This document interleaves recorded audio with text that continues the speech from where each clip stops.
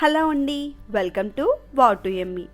ఈరోజు వీడియోలో మటన్ కర్రీని సింపుల్గా చాలా క్విక్గా ఎలా ప్రిపేర్ చేసుకోవాలో చూపించేస్తాను. ఇది బిర్యానీలో కానీ రైస్, నాన్, రోటీస్లోకి చాలా బాగుంటుంది. జనరల్గా మటన్ ఉడకడానికి కొంచెం ఎక్కువ టైం పడుతుంది కదండి.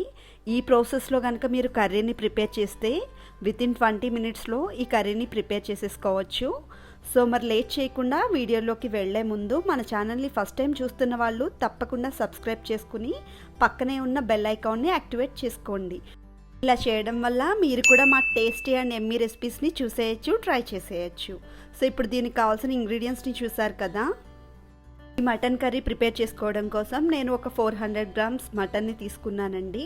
మీకు మటన్ పీసెస్ అనేవి ఈ సైజులో ఉంటే సరిపోతుంది, మరీ చిన్నవి అవసరం లేదు. ఇప్పుడు ఈ మటన్ని మ్యారినేట్ చేసుకోవడం కోసం 1/2 టేబుల్ స్పూన్ పసుపు, అలానే 1 టేబుల్ స్పూన్ ఫ్రెష్గా గ్రైండ్ చేసుకున్న అల్లం వెల్లుల్లి పేస్ట్ని యాడ్ చేసుకుంటున్నాను. అలాగే 2 టేబుల్ స్పూన్ కారాన్ని యాడ్ చేస్తున్నాను. నాన్ వెజ్ రెసిపీస్ ఎప్పుడూ కూడా కాస్త స్పైసీగా ఉంటేనే టేస్ట్ బాగుంటుందండి. అలానే 1/2 టేబుల్ స్పూన్ సాల్ట్ని కూడా యాడ్ చేసుకుని మనం వేసుకున్న మసాలాలు, ఉప్పు, కారం అన్నీ కూడా మటన్ పీసెస్కి బాగా పట్టేలాగా ఇలా చేత్తో ప్రెస్ చేసుకుంటూ కలుపుకోవాలండి. ఇలా ప్రెస్ చేసుకుంటూ కలిపితే మీకు లోపల వరకు కూడా మసాలా అనేది వెళ్తుంది అండ్ టేస్ట్ కూడా చాలా బాగుంటుంది. ఇప్పుడు దీన్ని ఒక 1/2 అవర్ పాటు పక్కన పెట్టుకోవాలి.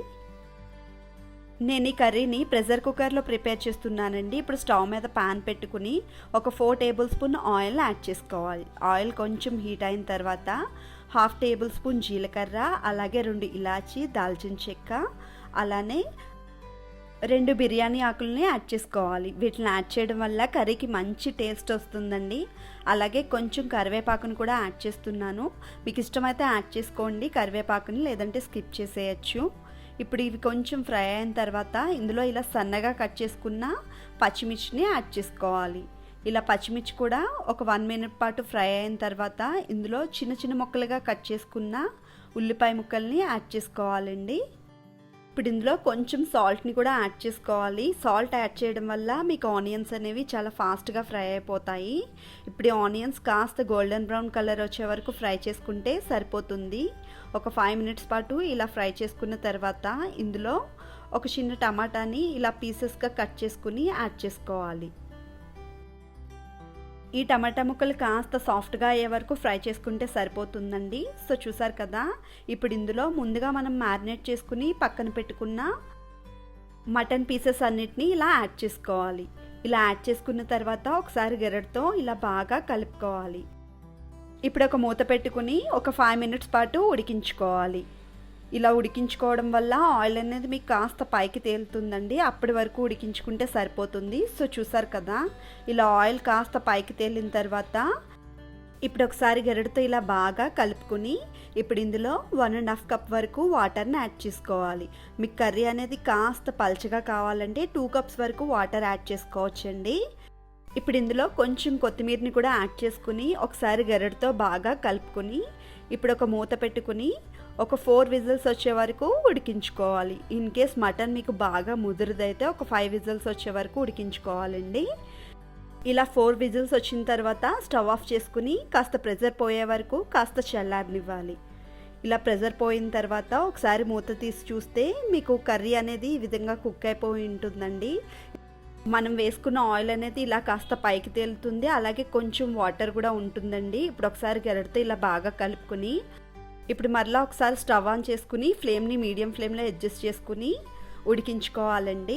ఇప్పుడు ఇందులో మసాలాలన్నీ యాడ్ చేసుకోవాలండి. 1 table spoon garam masala powder, అలాగే 1 టేబుల్ స్పూన్ జీలకర్ర పొడిని కూడా యాడ్ చేస్తున్నాను. అలానే 1/2 టేబుల్ స్పూన్ మటన్ మసాలా పౌడర్ని యాడ్ చేస్తున్నానండి. ఇది మీ దగ్గర ఉంటే యాడ్ చేయండి, లేదంటే స్కిప్ చేసేయచ్చు, ప్రాబ్లం ఏం లేదు. స్టేజ్లో ఉన్నప్పుడే ఇప్పుడు రుచికి తగినంత సాల్ట్ని కూడా యాడ్ చేసుకోవాలి. ముందు మనం సాల్ట్ కొంచెమే యాడ్ చేసుకున్నాం కదండి. ఇప్పుడు మసాలాలు, ఈ సాల్ట్ అన్నీ ఒకసారి బాగా కలుపుకొని మరొకసారి మూత పెట్టుకుని మరొక 10 మినిట్స్ పాటు ఉడికించుకుంటే సరిపోతుంది. ఒక 10 మినిట్స్ తర్వాత మూత తీసి చూస్తే మీకు గ్రేవీ అనేది ఇలా థిక్ కన్సిస్టెన్సీకి వస్తుందండి.